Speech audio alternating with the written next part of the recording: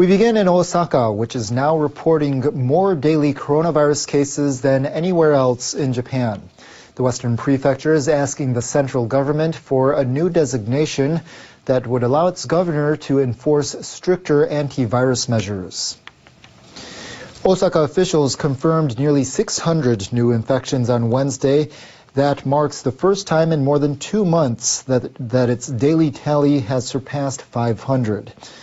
Officials in Osaka want to be able to request residents take preventive steps without a new state of emergency declaration by the central government.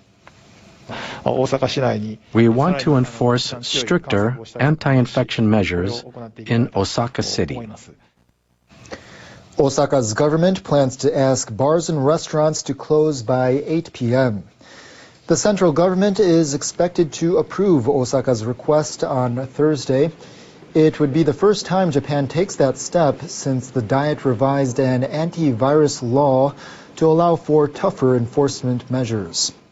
Across Japan, more than 2,800 new coronavirus cases were reported on Wednesday. Health officials are trying to better monitor the spread of more contagious variants. They've confirmed more than 600 cases of variant strains by sampling positive COVID-19 tests. The World Health Organization says the strain first detected in the United Kingdom continues to spread across the globe, having now been reported in 130 countries and territories. 2 other variants, first reported by South Africa and Brazil, have been found in 80 and 45 countries and regions, respectively. The WHO is now monitoring 6 other variants, including one first detected in February by the Philippines and Japan. Turning now to Myanmar. Almost 2 months after it retook power in a coup, the military's violent crackdown shows no sign of ending. Rosalind de Bavalia in Bangkok has more details. Protesters continue to take to the streets despite the risks, calling for democracy to be restored. A human rights group says the number of people killed since the coup has surpassed 520. Military attacks in the southeast have caused thousands to flee their homes. Demonstrators marched through the streets in a suburb of the largest city, Yangon. They chanted and waved placards. A local human rights organization says security forces opened fire on Tuesday, leaving 8 people dead. Daily life has been upended. Shoppers in Yangon come early in the day and purchase quickly, concerned about their safety. Prices of necessities are going up. A long line of people waited to withdraw money outside a bank branch on Wednesday. One of them said he has no income because the economy has stalled. Thousands have been heading to the border with Thailand in the southeast. The region is controlled by the Karen ethnic group, which backs the protesters. Karen representatives say the military has carried out airstrikes for 5 days in a row. They say troops are advancing into their areas. The Karen National Union on Tuesday called on the international community to provide humanitarian aid. NHK World's Peter P. Chomchun has this update from Thailand's border with Myanmar. A river here marks the border with Myanmar. We can't get any closer because the area is controlled by the Thai military. Karen State is across the border inside Myanmar. Thousands of people fleeing Myanmar were reportedly at the riverbank near here last weekend. They're now believed to be in hiding in jungle in the Myanmar side. I spoke to an official of the Karen National Union. He said many people have left their homes and are in hiding. They're frightened because buildings have been destroyed and people killed by the airstrikes. A local NGO said thousands of people who managed to reach Thailand have been sent back. It says many of them are still displaced in unknown locations. Humanitarian workers are calling on the Thai government to allow temporary shelters. The Thai authorities denied expelled refugees and said they are providing aid. If Myanmar's military intensifies its offensive or sends in troops, the situation here at the border could get worse. More people could try to flee, and there are concerns about renewed conflict in ethnic areas of Myanmar. And that wraps up our bulletin. I'm Rosalind de Bavalia in Bangkok. The U.S. State Department issued a report on Tuesday on human rights issues in various countries around the world. highlighting the new administration's key policy. President Biden is committed to putting human rights back at the center of American foreign policy. And that's a commitment that I and the entire Department of State take very seriously. The report condemns China for continuing what the U.S. calls genocide in the Xinjiang Uyghur Autonomous Region. It says the crimes committed include the detention of more than 1 million Uyghurs and other ethnic minorities. The report also cites the new national security law imposed on Hong Kong by Beijing, saying the Chinese Communist Party has systematically dismantled the territory's political freedoms and autonomy. On Russia, it says an intelligence report indicates that the Russian government poisoned opposition leader Alexei Navalny with a nerve agent. South Korea's Foreign Minister Chung Wi-yong will visit China this week for his first foreign trip. Local media say it's unusual for Seoul's top diplomat to go to China before the United States. Chung is scheduled to meet his Chinese counterpart Wang Yi on Saturday. The South Korean Foreign Ministry says the two will discuss bilateral ties and international affairs, including the situation on the Korean Peninsula. One South Korean newspaper is suggesting that Seoul is seeking to find a balance between its alliance with Washington and its economic reliance on China, offsetting Beijing's concerns that Seoul is leaning too far toward the U.S.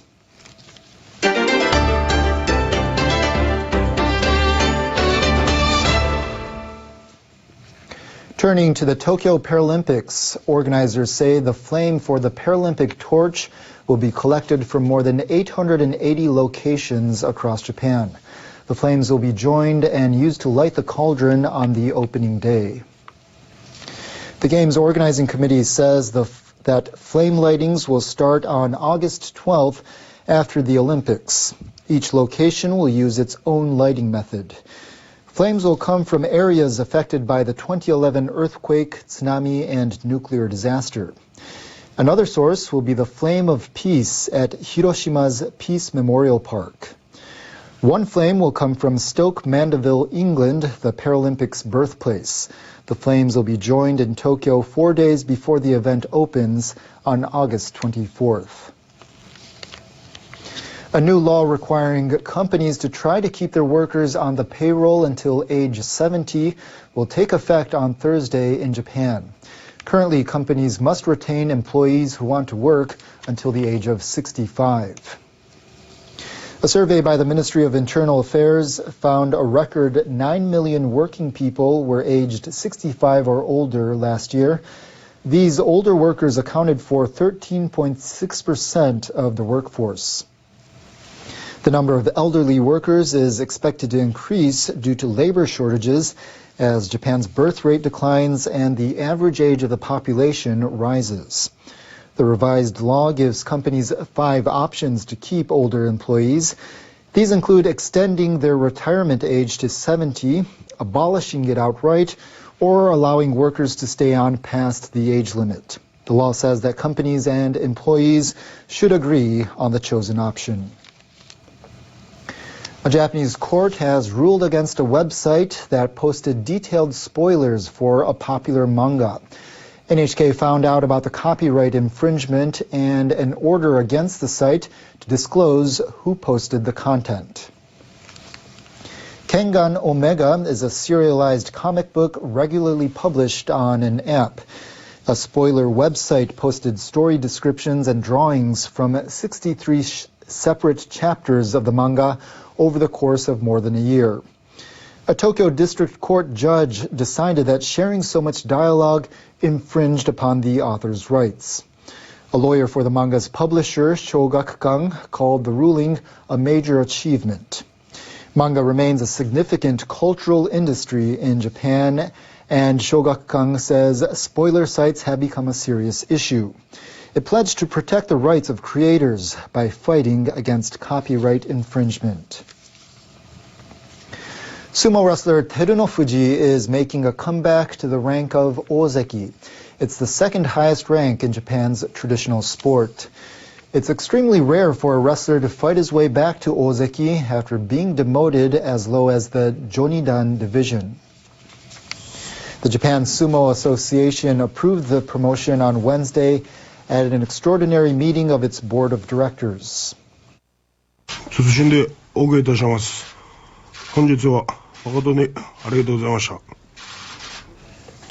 Mongolian-born wrestler returns to the rank of Ozeki after falling back from it in 2017. He won his third championship in the Spring Grand Sumo Tournament with a record of 12 wins and 3 losses. That gave him enough total wins in the last 3 tournaments to be considered for the promotion.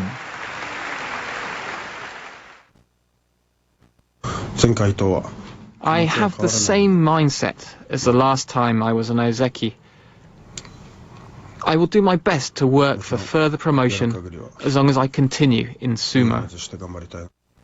Hidenofuji earlier lost his ranking due to poor health and a knee injury.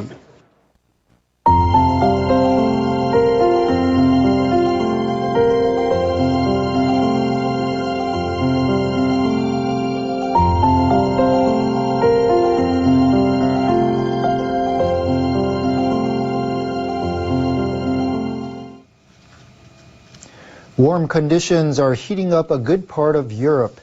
Our meteorologist Jonathan Oh has a look at the details in world weather.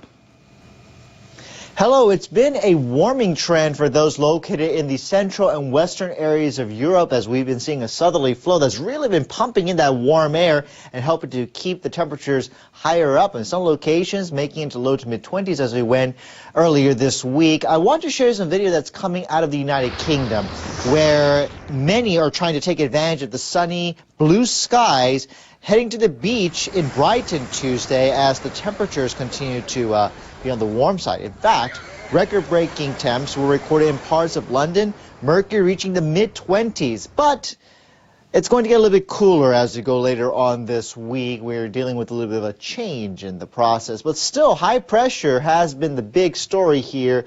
But as the front moves through and with the northerly flow, temperatures in the United Kingdom cooling off just a bit. We have a cut-off low pressure system near the Iberian Peninsula. That's going to really drop temperatures because earlier this week in places like Lisbon, we were expecting highs to be in the upper 20s. Now we're down into the upper teens coming up on Thursday. 19 in Lisbon, looking at still mid-20s into Paris and Vienna. Showers though up toward Moscow and Warsaw as we go through the day. Meanwhile, it was warm across Japan. I don't have to tell you how many times that's been like the case the past few days, and it's going to continue to be like that.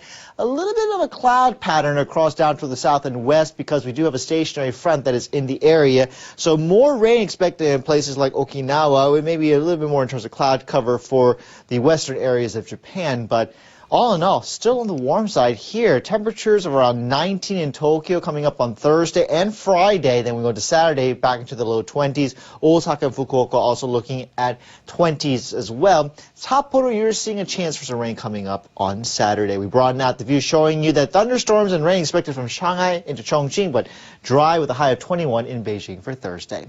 That's the look at your forecast. Hope you have a good day wherever you are.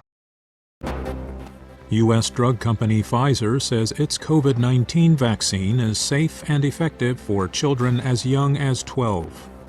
The European Commission asks the EU's top court to order Poland to follow EU law related to that country's judges. A Commission official said Polish judges are European judges. In Ethiopia, supplies of Sinopharm's COVID-19 vaccine arrive by plane. The shots were donated by the Chinese government.